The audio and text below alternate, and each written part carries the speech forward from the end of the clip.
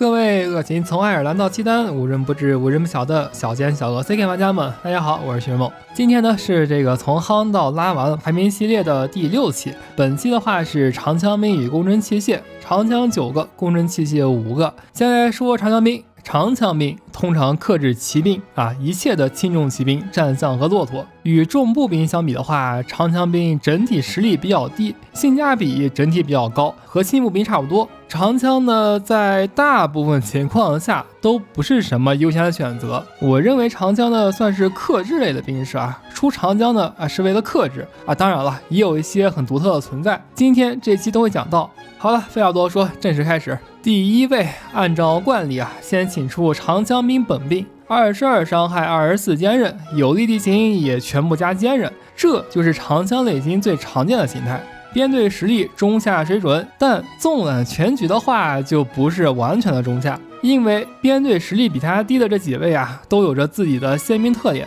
作为基准给到 NPC 位置吧。第二位，迟钝者，东罗马的特色兵士，与之前提到的长枪兵几乎是一模一样，特点的话是多了20的掩护。因为组建花费不算很高所以在东罗马境内的数量直逼边防军，使得东罗马在战争方面的实力综合了不少。有利地形加伤害，在长枪类型中这算是非常罕见了。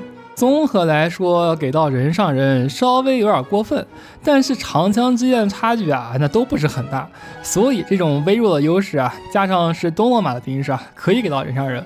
第三位，说个有意思掠夺者，这个兵士呢解锁于冒险者的征召被排斥者决议，属于是不法之徒，面板很不错30的伤害，20坚韧，10追10眼，代码中预设的价格呢是63，也很便宜。但是算出来的编队实力与性价比在长枪兵中属于垫底儿。那么为什么呢？因为他一个编队只有50个人长枪兵和重步兵全部都是1对100，只有他1对50，属性虽然还不错，对吧？但是架不住只有一半人，这个给到拉瓦了，我觉得毫无争议。第四位，邦迪这个长枪兵呢非常独特。首先呢，他克制轻骑兵和弓箭手。其次呢，他是除了掠夺者之外唯一有追击的，性价比在长枪之中属于顶尖，编队实力除了掠夺者之外垫底儿。整体来看呢，我觉得邦迪他更像是轻步兵，价格50，有追击有掩护，伤害坚韧低，前期可以拿来暴兵快速扩充实力吗？我觉得我要是玩北欧我更愿意招侍卫或者瓦兰吉。真要论性价比，那邦迪的维护费与前期成本又高于伞兵。那么伞兵呢？伞兵可是克制重步兵的呀，打内战能克制总之这个邦迪是一个很纠结的兵士思来想去呢，只能给到 NPC。第5位，苏格兰长枪兵，除了护从之外，长枪兵阵营中编队实力最强的兵士，代价是花费也非常高。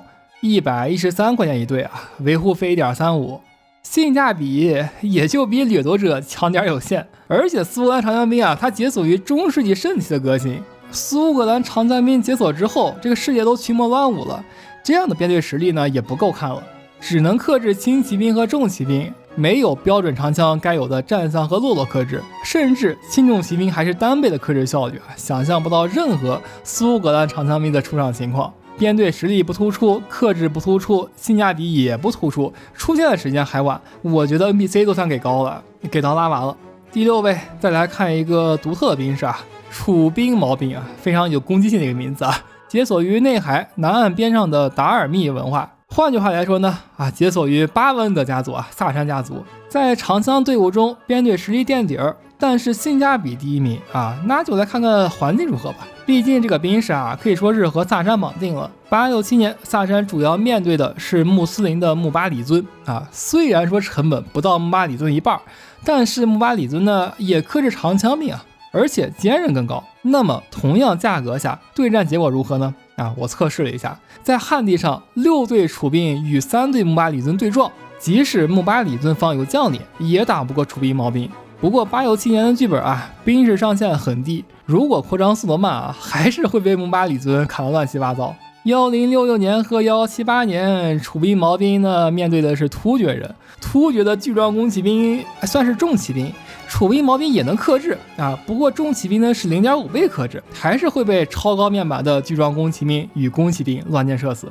到这里就可以给出判断了。这个兵士在本地的发挥呢，不是特别的优秀突出，基础面板也不高啊。不过这个性价比排名第一啊，相对来说克制也非常优秀了，50块钱能克轻重骑兵还有重步兵，那还有什么自行车对吧？最终判断可以给到顶级，稍微有点过分啊，人上人吧。第7位长矛兵啊，这位解锁于意大利半岛上常见的共和制传承。具体呢，解锁于中世纪圣骑的革新。如果是1066年开局的话，玩家作为文化领袖，那么需要等个10来年到圣骑，再花个20来年解锁革新。1178年开局也得个30年。虽然不用等文化进入圣骑了，但是意大利文化的领袖呢是教皇，山南文化领袖是威尼斯总督啊，一个神权一个共和都扮演不了。玩家想优先解锁，还得先扩张当上文化领袖。好了，来看看兵士吧。除了护从之外，长矛兵伤害第1名，综合实力仅次于苏格兰长枪兵一点点，但是解锁时间可比苏格兰长枪兵早太多了。性价比呢，也不像它一样垫底儿，反而是名列前茅，与楚兵毛兵啊并列第一。克制也没有被阉割啊，该有的都有，我觉得是毫无短板了。在长枪兵的这样的一个存在，我觉得可以给到行。第8位国土拥仆，解锁于中日耳曼传承与中世纪晚期的革新，出现的也很晚啊，那就和苏格兰长枪兵做对比好了。首先啊，国土拥仆全期成本154.8块，苏格兰长枪兵193.5块，国土拥仆胜。国土编队实力26.8，苏格兰31.7啊，苏格兰胜。最终的性价比呢，国土远高于苏格兰，而且苏格兰单倍克制轻重骑兵，国土可是双倍克制，而且还有0.5倍的克长枪啊，远胜苏格兰。唯一的缺点在于呢，1178年开局也得等个30-50年才用得到，届时如果还没破局，说不定还真用得上。综合评价给到人上人。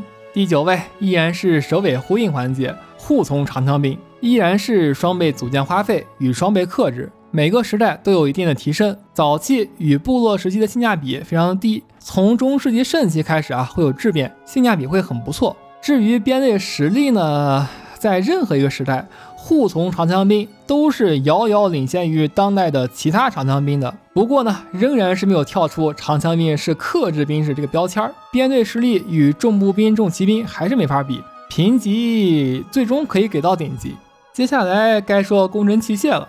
我想了很久啊，这个工程器械有什么好说的呢？不就是解锁新的之后然后就换新的吗？最便宜的野驴炮60块钱，最贵的射石炮也不过96块钱，也不存在换不起差价过大的情况。正当我头痛这里怕不是要做成了幻灯片 PPT 的时候呢，持火者出现了啊！这个持火者就很有的聊了，他可是正儿八经的工程器械啊。虽然说有20的伤害，但因为他的标签是工程器械，所以不参与战斗。工程进展只有 0.1， 只有野驴炮的一半，但是呢，对游牧聚落与部落地产呢有很不错的特工。对了，因为持火者呢有20的伤害啊，并且不参与战斗，所以战斗预估会把持火者的属性呢也考虑进去，最终显示有偏差。大家玩游牧早期的时候一定要注意不要被持火者给骗了。好了，总之呢，喜欢的话请参加关注，这里是徐人梦我们下期见。